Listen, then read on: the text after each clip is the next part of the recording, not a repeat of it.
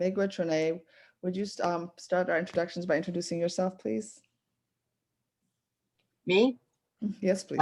Renee Bolio Banks, and Indigenous Cause and Anishinaabe. That's my English name. I'm the elder in residence at Native American Community Clinic.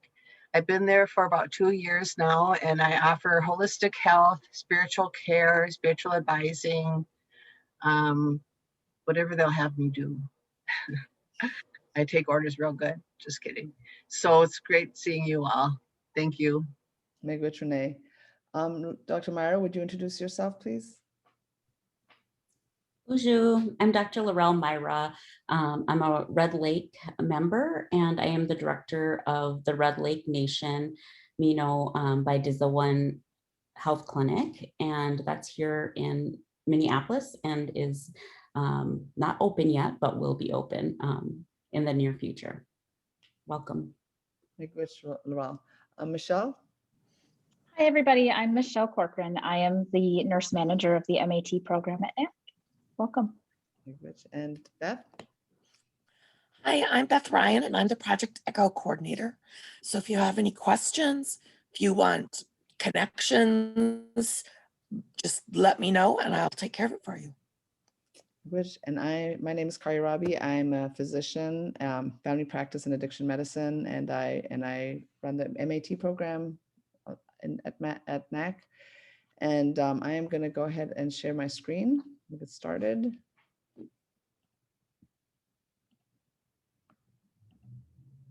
Okay, here we go. All right. So today we have Dr. Helen Wood with us, who's going to speak about benzodiazepines and decreasing and tapering, thoughtful approaches. This is our agenda for today. We had Renee Banks Bolio do our prayer and land acknowledgement. I'm doing the introductions and agenda. I'll go through the Zoom guidelines. Michelle's going to make some announcements, and then Dr. Wood will be doing the didactic reasonable approaches to reducing benzos. Dr. Grain was going to do the case presentation. He probably will not be able to join us, so if we have time, we'll be going through that today, but he will not be here with us.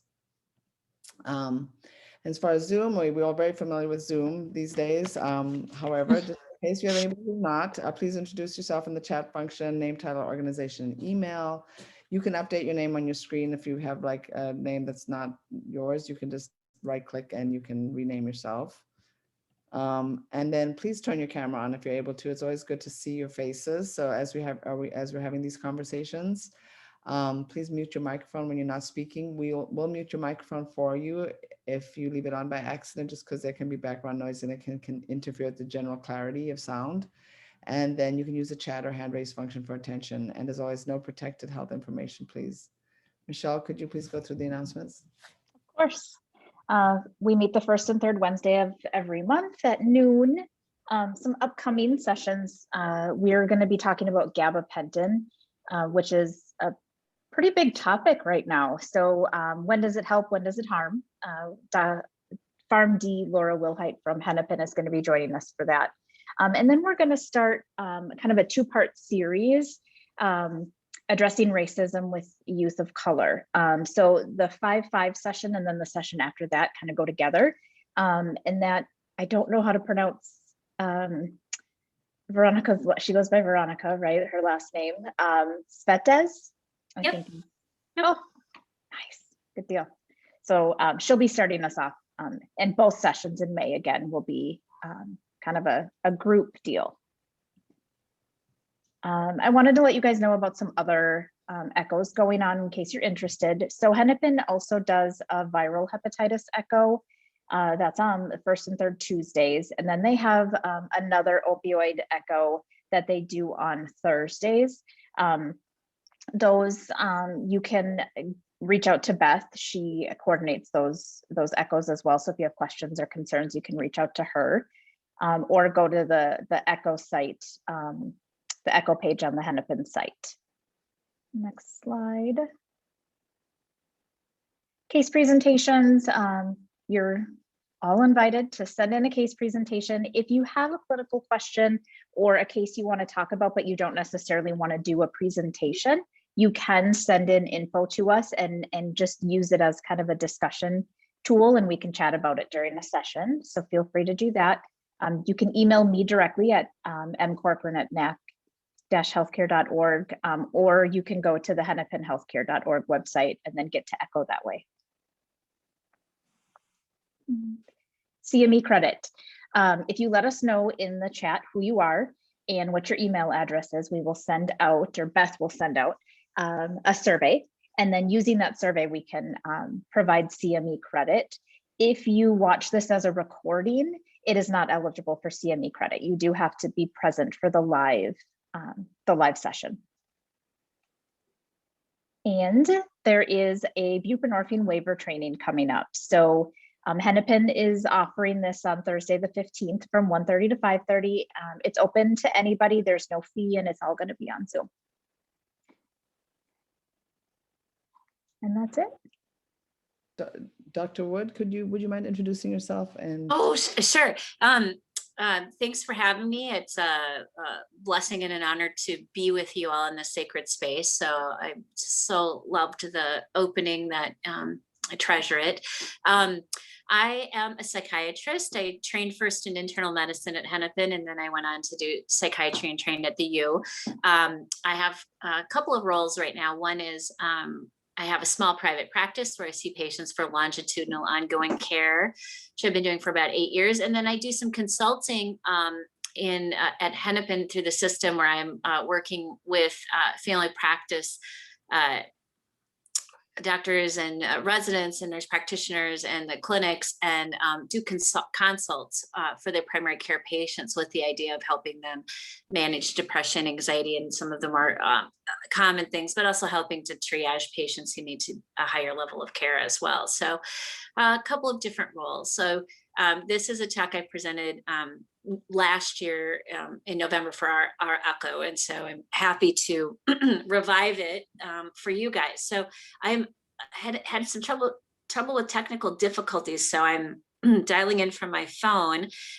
So if there is a question through the chat function, if someone wants to just interrupt me, and we can address it, or wait till the end, either way is fine with me, whatever you guys think is the most helpful. So again, I'm happy to be here. I have absolutely no disclosures, so I'm not stealing any cute, witty New Yorker cartoons, and there's no impressive graphics and things where people layer in all kinds of functions. So sorry about that. It's just bread and butter today.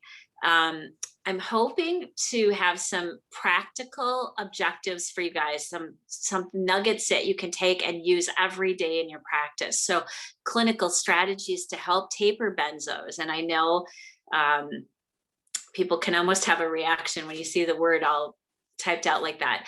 And also talk about why it's so hard to taper them. And also look at alternatives. What are other things we can use to help our patients to not prescribe these? So that's the goal. So we want to begin with the end in mind. I always think about, what is my treatment goal, excuse me, with a particular patient, especially when we're prescribing, Suboxone, buprenorphine. It's really saving lives. And what is the best way to do that is to retain the patient in treatment. So the data really shows that if the patient has been in treatment a year, their outcomes improve. And if they've been in treatment with you 5 years or more, their outcomes are even better. On the other hand, if they leave treatment with you for whatever reason, not everyone is able to stay in treatment with us.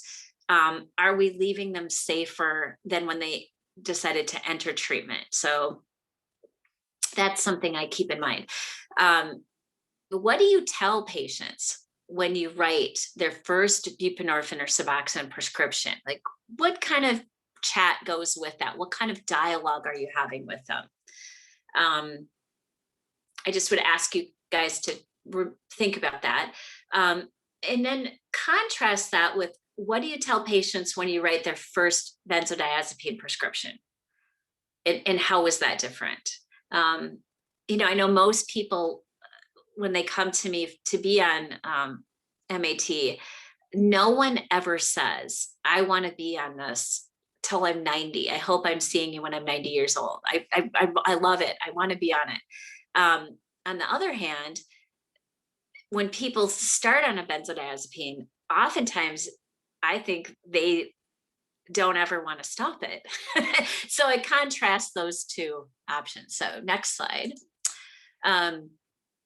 We are noticing trends that there have been increasing prescriptions for benzos out in the community and misuse of these. So 12.5% of adults have used benzos for prescription and non-prescription use in a last year, if we look at a point prevalence. And this appears, when they look at the data for the last 10 years, to be stable prescribing levels by psychiatry. So about 30% of the prescriptions are coming from psychiatrists. That number doesn't seem to have changed much, but there's increased prescribing by other physicians, including primary care and other specialties. So that's what's increased. That's the gap. And about 4% of ambulatory visits involved a prescription for a benzodiazepine. That increased from 2003 to 2015 to almost 7.5%. So when we think about misuse or using something other than prescribed in more amounts or taking someone else's prescription, about 2% of the US population reports using benzodiazepines. And this is about the same prevalence of adults with ADHD in that population. Just a fun fact there. Next slide. So with misuse or abuse of the benzodiazepine, the dosage escalates, it can, to 10 times the prescribed limit or beyond. Benzodiazepine use enhances the euphoria of heroin or opiates, and it also attenuates uncomfortable physical sensations of cocaine and methamphetamine use. So if we think about our patients who come to see us, many of them struggle not just with opiates, but with other substances, and they may use other things recreationally or less frequently. But the benzodiazepines can kind of help and attenuate, enhance use, attenuate other substances.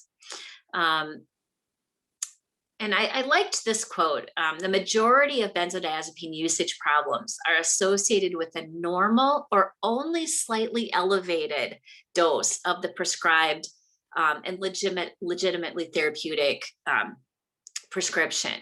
So that's interesting. Intolerance can set in so that the therapeutic effects can become attenuated. And then dependence with attendant withdrawal problems can exist even at moderate dosage levels. So that tells us what a challenge it is to use these things appropriately. Next slide. And I think this captured it well. And it really, I just want to point out that doctors feel powerless because many prescribers are ill-trained to deal with psychosocial problems and feel overwhelmed by the press of the anxious and distressed person sitting in front of them. And it can be easy to think, oh, I'll give this prescription and that's less harmful or helps engage the patient in treatment. And it's something I can do. And I just think this captured our state of practice pretty well in the situation we find ourselves into. Next slide. Do we have data about this? Are we, or as one of my mentors used to say, are we hovering in a data-free mode? Next slide. We do have data and experience. I think we just don't always like it. It's really difficult to have these conversations with patients. It's much harder to stop the benzodiazepines than it is to start them. About 50% of patients with opiate use disorder use benzodiazepines. Now, the risk for overdose is quadrupled if the benzos are co-prescribed with opioids. That's a big deal. There is a co-involvement in opioid-related overdoses increasing. So apparently, this was reporting it was in 21% of the deaths in 2017. One of the challenges with benzodiazepines is people are buying Xanax on the street, and a lot of times they're getting fentanyl. Our current guidelines from SAMHSA do recommend we taper the benzos to discontinuation for patients with opioid use disorder. I think primarily because of the risks of overdose and the properties with the sedative, the decrease in respirations. However, there also is a guideline that says we don't discontinue MAT or not start MAT if there is concurrent benzodiazepine use. So that's our conflict, right? We're supposed to taper, yet we're also supposed to prescribe. So what does that mean?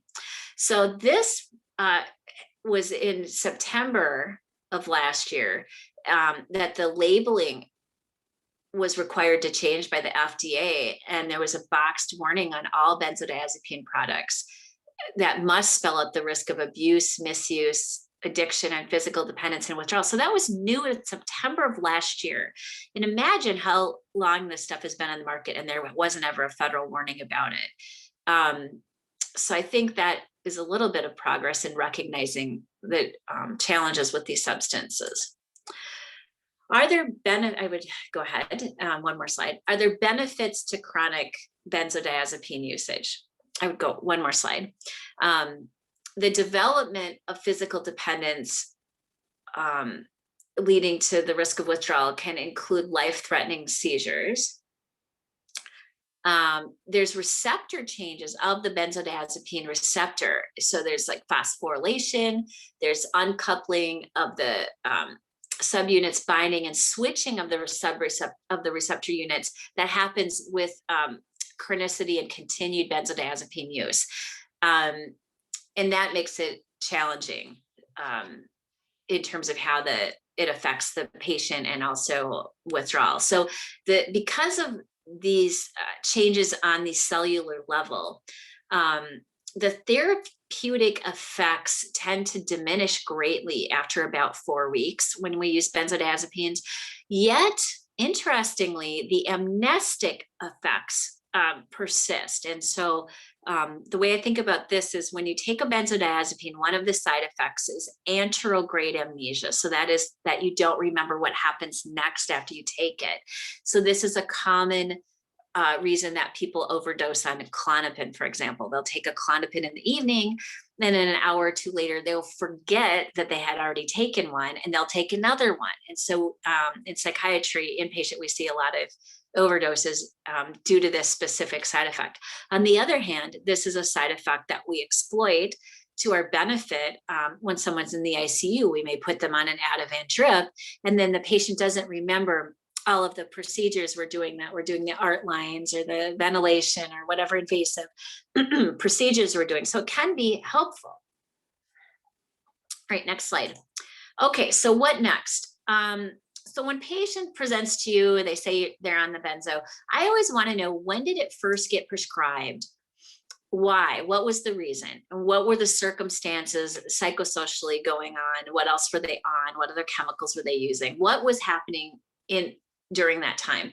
And then how long ago was that? And what's the reason that it was recently prescribed? And have these changed? Next slide. So usually anxiety and insomnia are the stated reasons for the benzodiazepine initiation. I think it helps to clarify the psychiatric diagnosis. Sometimes the anxiety and insomnia are related to opioid use. And when we stabilize that, we no longer need the benzo.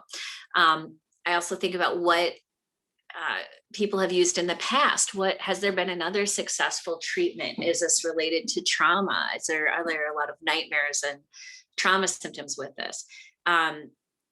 What other meds have been tried? How long have they been tried at that? Just a lot of people say they've tried antidepressants, but you find out that maybe they were started on 25 milligrams of sertraline, Zoloft, and never increased. And they were on that for 2 years and it didn't help. Well, we wouldn't expect it to help. It was a starting dose, right?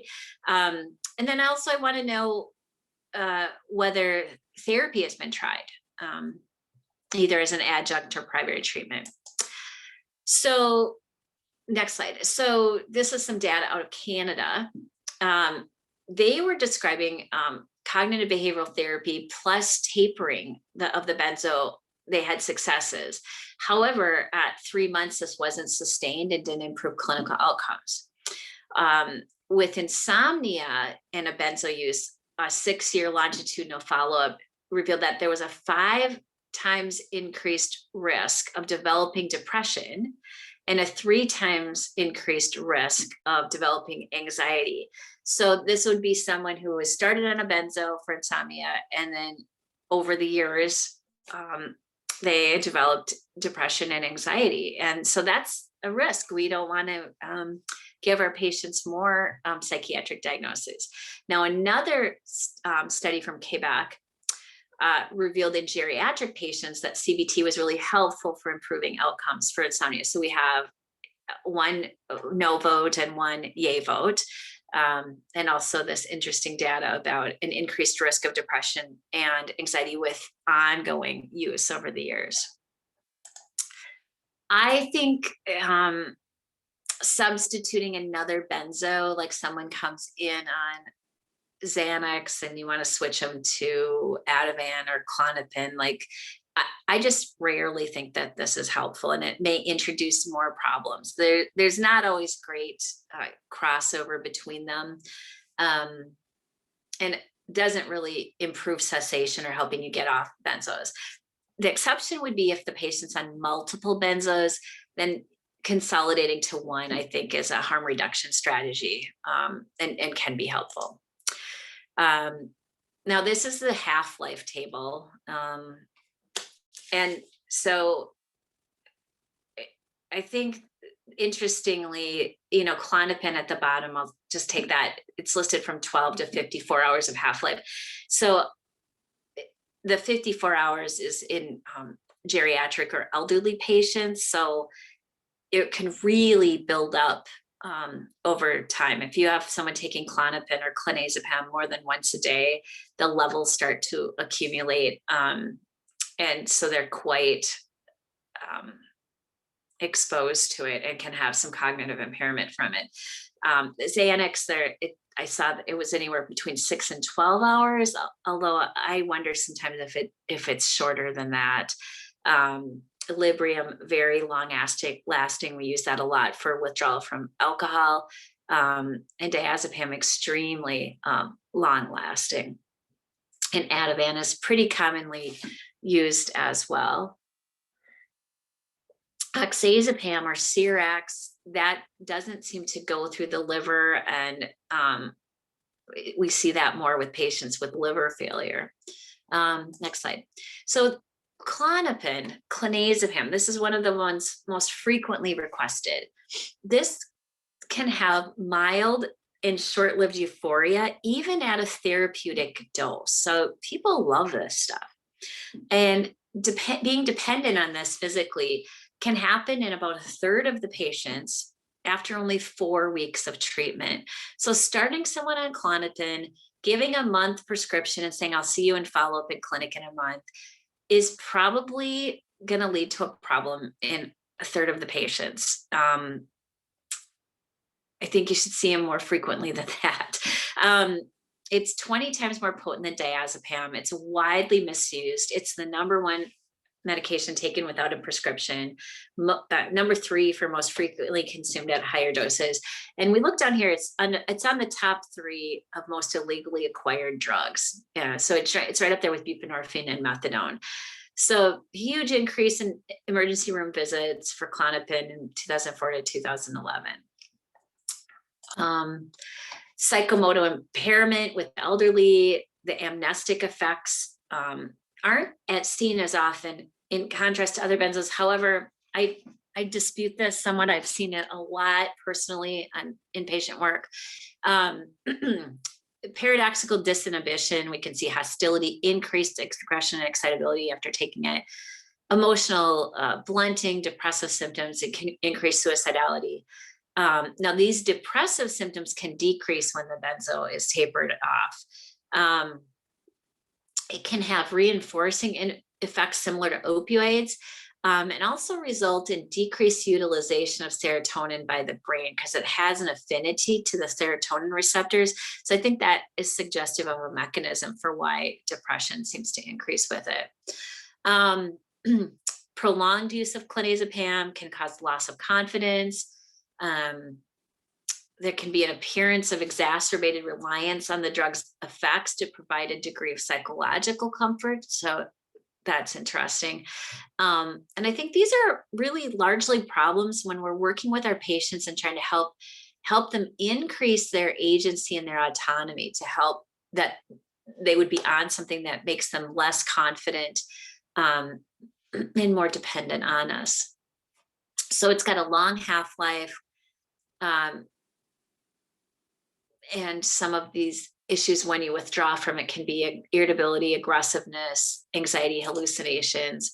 Current guidelines for tapering benzos, especially for patients who have co-occurring substance use disorders. And I put the SAMHSA reference in there. Next slide. And we'll go to the next slide. What are the benefits of tapering benzos? The patients feel better. They're thinking more clearly. They're not as sedated. They're less likely to have falls. They sleep better. They can more effectively engage in treatment with you and work with their therapist. So I think the most successful strategy is to figure out why the benzo was started and try to treat that. Now, if it was started for sleep, if the benzo was started for sleep, it shouldn't cause anxiety when we taper it. But if anxiety emerges, that's likely undercovering an anxiety disorder. So I would individualize the treatment, and you want to just partner for realistic expectations. Frequent follow-up and reassurance, and relentless education. And so again, anxiety can cause a lot of reluctance about treatment and questions, and you as the provider can be so reassuring, and that treatment frame of seeing the patient frequently is so stabilizing. So I would say you are a big part of the equation in helping reduce anxiety. And there's no side effect from seeing you frequently. During these visits, really you want to, next slide, you really want to avoid the power struggle with the patient.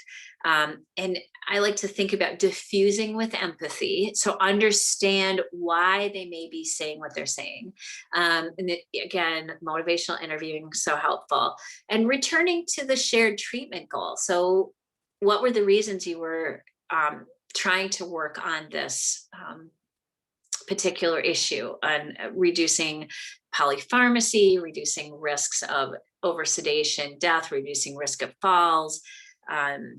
Is the patient pregnant? What are the reasons you're doing this? So the patient sees you as a clinical expert helping to work toward their goal. When the patients are demanding and directing how you write the prescriptions, this is them assuming the role of the expert, and that poses a barrier to their recovery. And it's appropriate to wonder about what this means. Like, oh, it seems like you are really wanting me to write for something specific for you. Can we talk about that? And just wonder about it.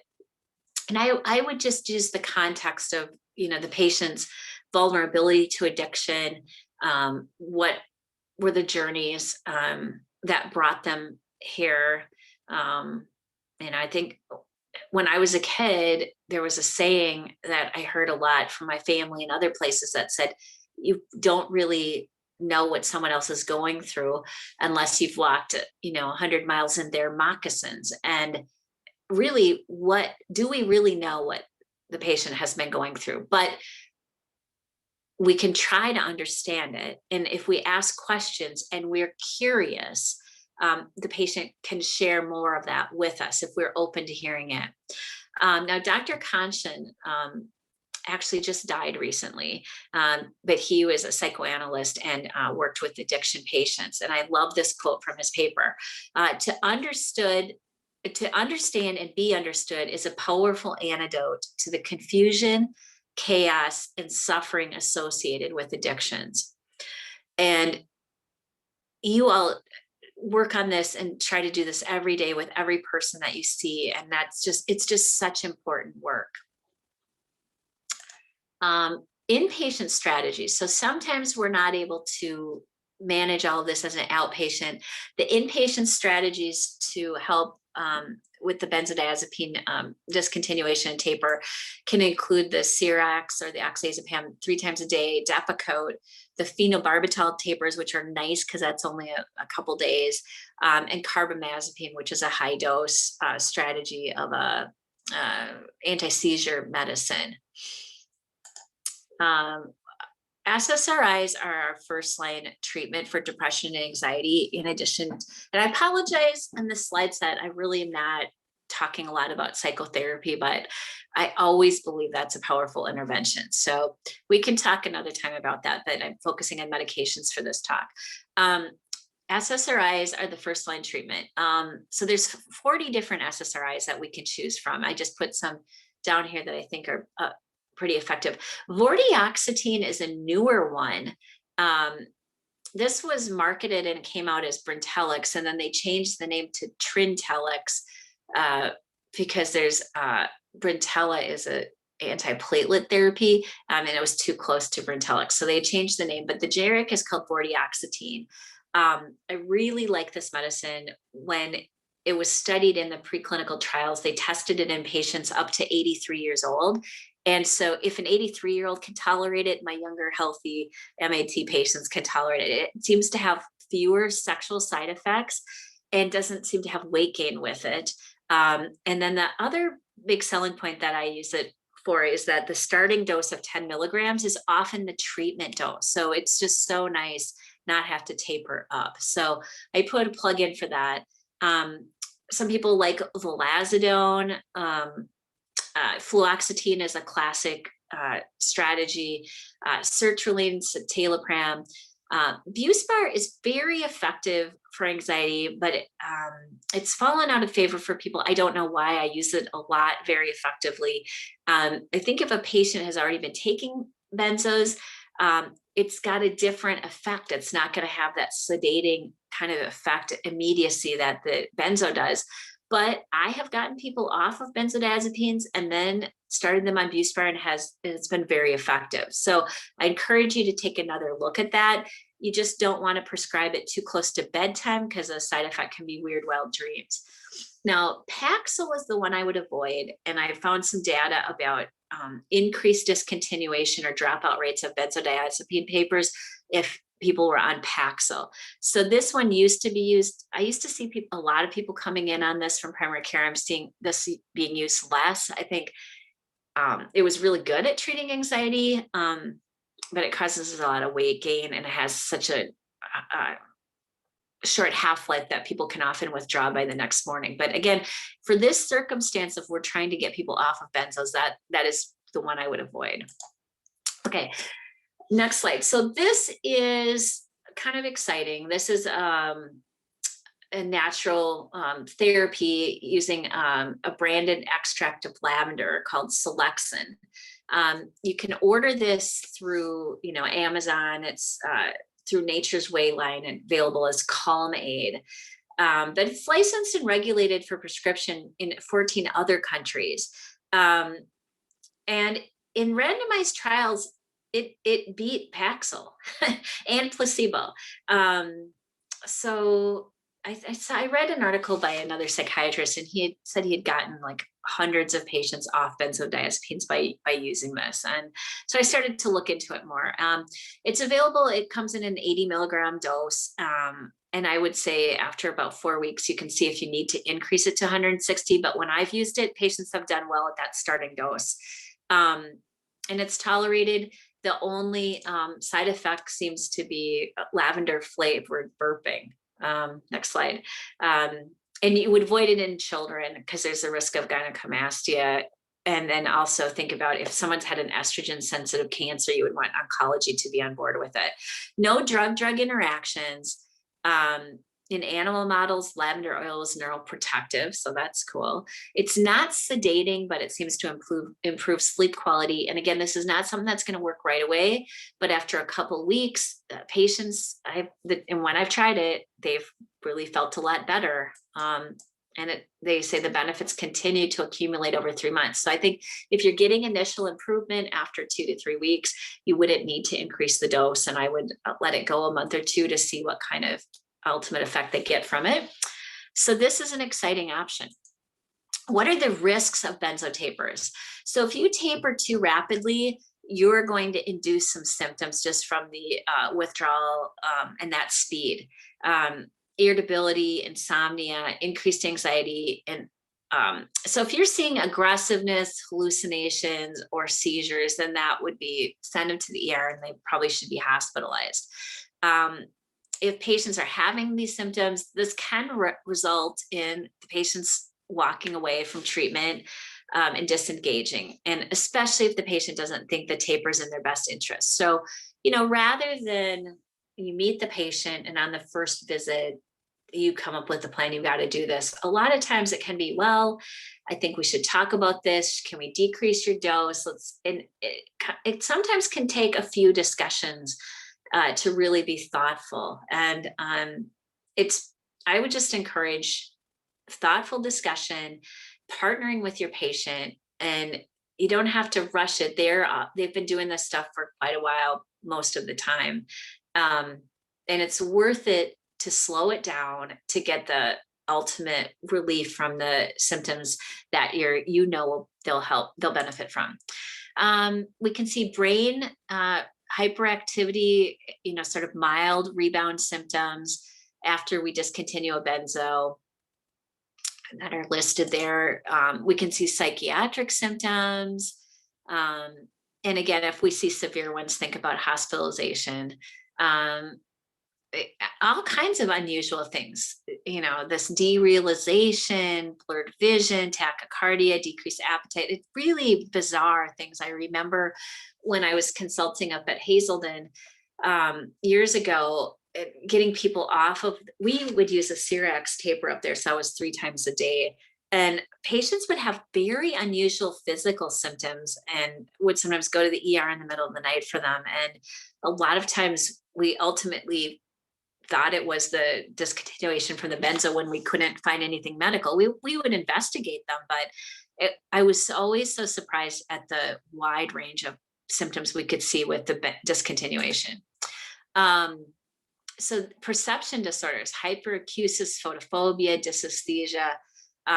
Again, I just saw that all the time.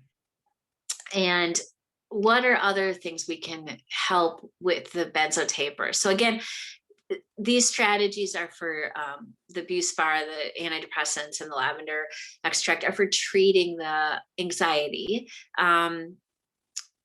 that maybe pre-existed and was the cause for the original prescription of the benzo. But hydroxyzine can be helpful.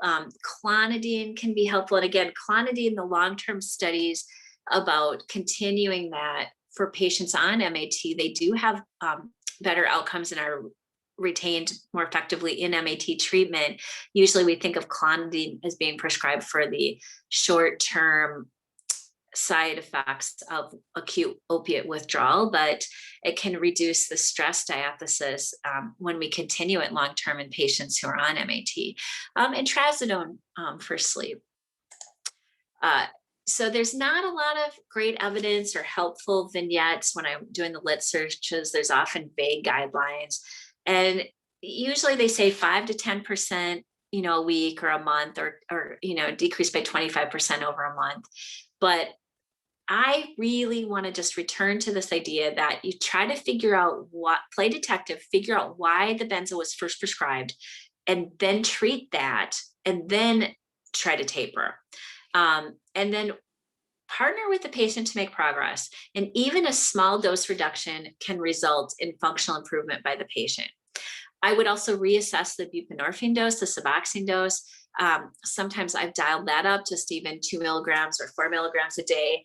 And that's really helped me like patient was doing okay, but sometimes when I dial that up just a tiny bit, the patient does even better and they feel better. And then I'm able to do whatever else I need to do to help them be safer. Because if the patient's dose of this is too low, they may be experiencing some sleeplessness or anxiety from that. Ending the taper is harder than when we start it. So the first 50% reduction of the benzo is going to be easier than finishing it. And we see that with buprenorphine as well when we try to taper that. Okay. So really expect mild withdrawal symptoms, reassure the patient. Usually they are mild and subside. If they really aren't tolerating it, I just say, you know what, let's keep the current dose going. I'll see you back in a week or two, and then we'll pick it up there. So again, this was from some Canadian articles. I saw that 60 to 80% of the benzodiazepine users have been able to stop. That's great. Again, here, I put some slides on here, about the other, more specifics about Depakote, carbamazepine, some info about Trazadone. I know the slide's busy, but really great data, especially for PTSD, and it improves sleep quality and it doesn't cause weight gain. So one thing with Trazadone, the starting dose is like 50. I sometimes will tell a patient to start with that. And if they feel too sedated in the morning, have them break the tab in half and do 25 milligrams. I have a lot of people that their dose is 75, so that's a tab and a half, but I put some other data about that. So in summary, the guidelines recommend tapering benzos for patients on opiate agonist therapies. I recommend optimizing MAT prior to attempting the taper, identify why the benzo was started, and try to treat that underlying condition prior to starting the taper. So this may mean that the patient stays on the benzo for another month or two while you accomplish all this stuff. It's worth it. Assess for underlying psychiatric conditions, try to treat those. It's gonna be really hard to do this if they're having, bipolar ups and downs and they're in the middle of manic episodes. And then reduce it slowly and follow the patient frequently, and try not to prolong the taper more than 6 to 8 weeks. Ultimately, there's some data that it just is not helpful to do that. Expect short-lived mild symptoms, reassure the patient. Again, the frequent follow-up, seeing you frequently, that is the therapeutic frame, and that is going to be therapeutic and help the patient. Again, I've got some resources here for you, the articles I read, but that's about all I have for my slides. Any questions, concerns, other ideas, or anyone want to share clinical expertise, or should we go on to the case? I'm open. I think that for myself, I found that very fascinating. Thank you so much. That's very, very helpful. A much deeper dive into the benzos than I'm familiar with. And I think just helpful to have some very practical information around that. And I have some questions, but I'm gonna open up to anybody else who's on who might have some questions first.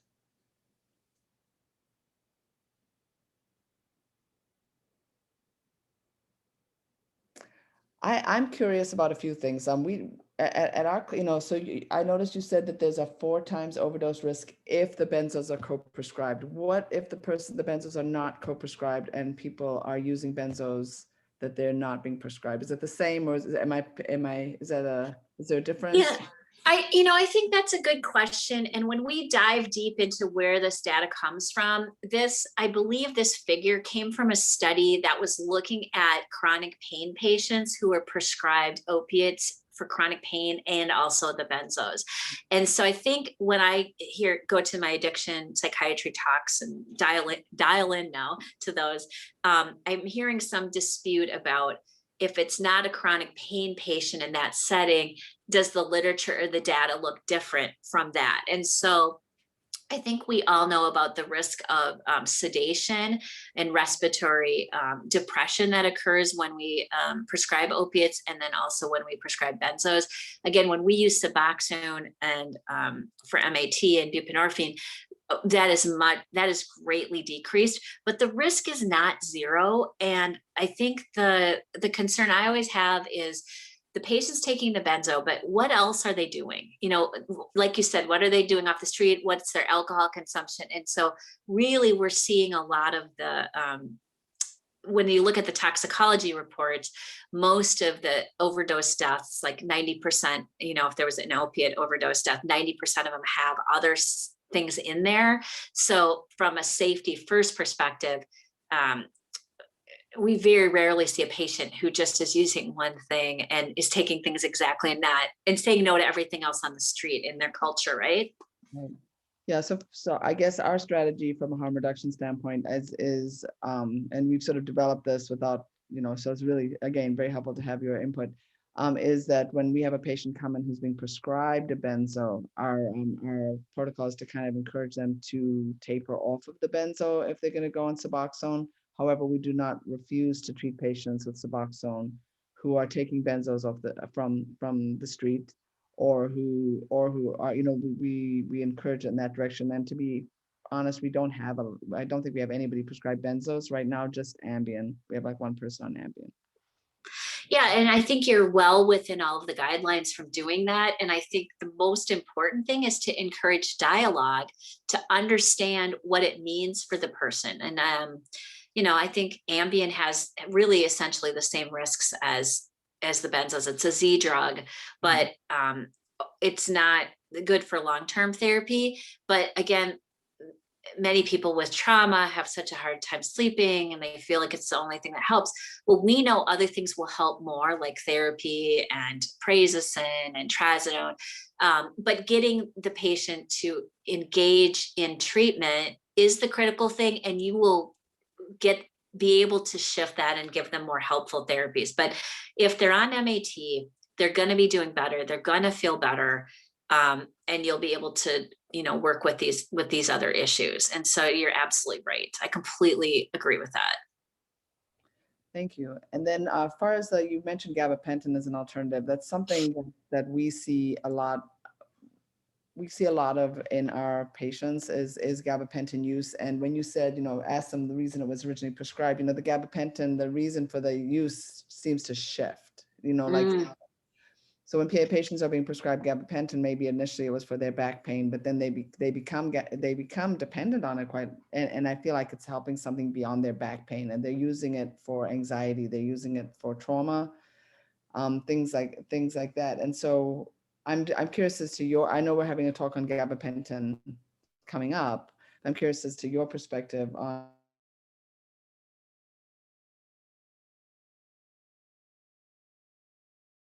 it. Seems like in the radius around our clinic, the gabapentin, perceived gabapentin misuse and abuse is much higher than, say, if you go out, say, to a 20-mile radius.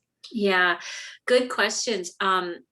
So when I was working at inpatient chemical dependency centers, if someone was on gabapentin, I would always write the order that they had to space the gabapentin dose at least 30 minutes from the buprenorphine dose.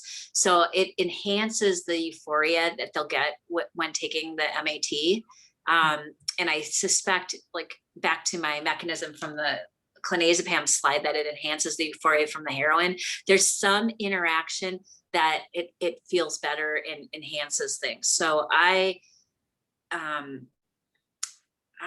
really don't think we should be using gabapentin with our MAT patients. And this is sort of a newer perspective for me, because I went through training when everyone said it was so great and so safe.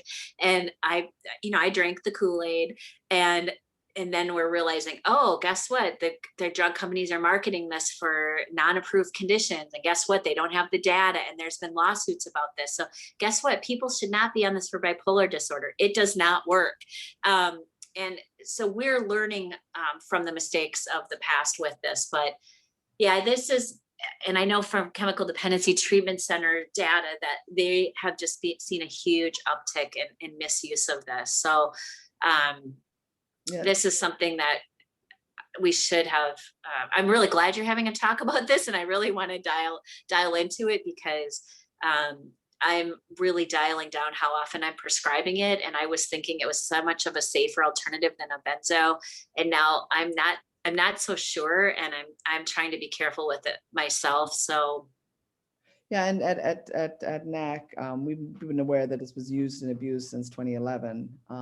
I think the interesting thing is that, we've been pretty good about dialing down the prescriptions of gabapentin until we started MAT.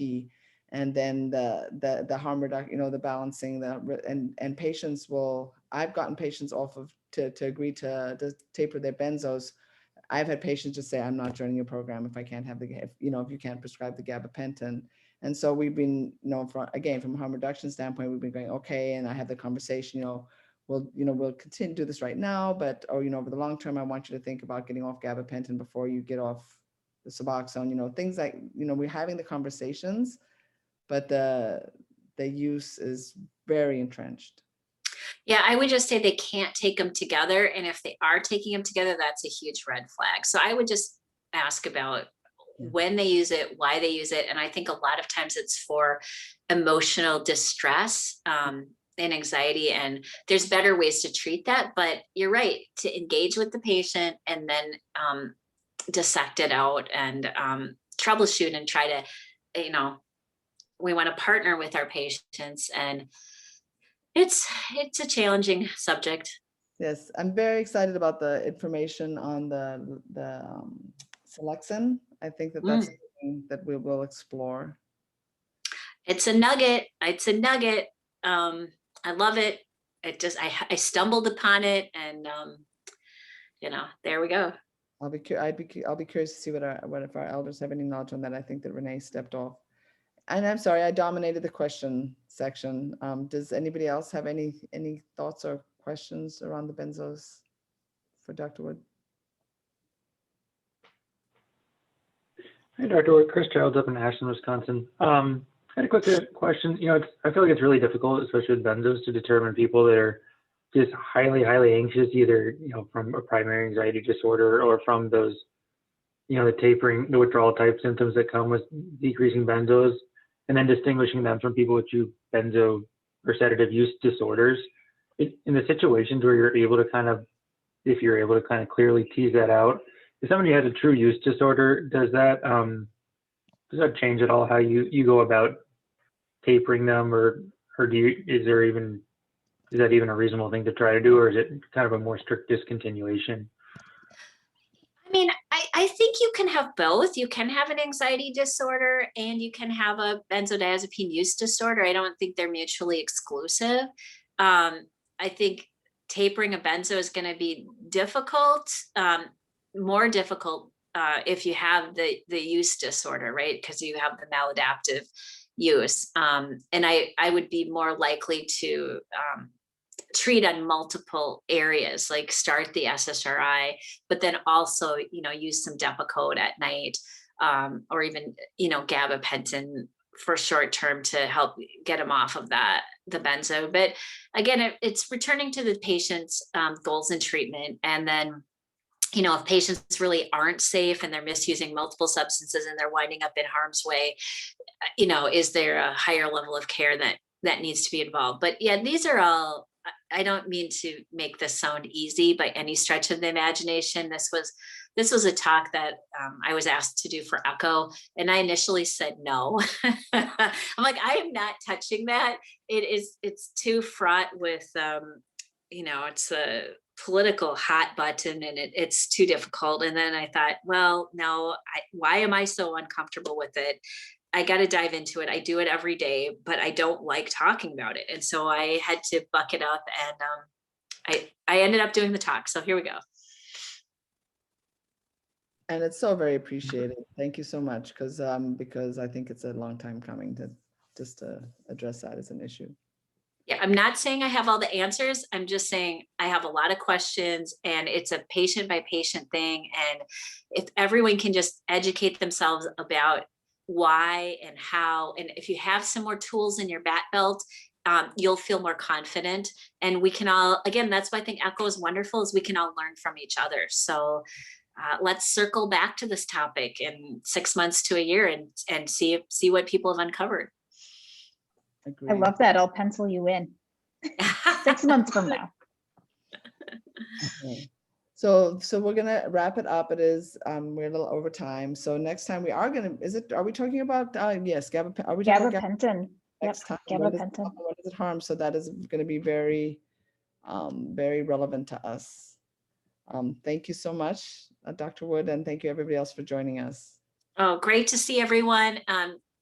Be safe and good luck. Thank you. Thank Everybody. you. Bye.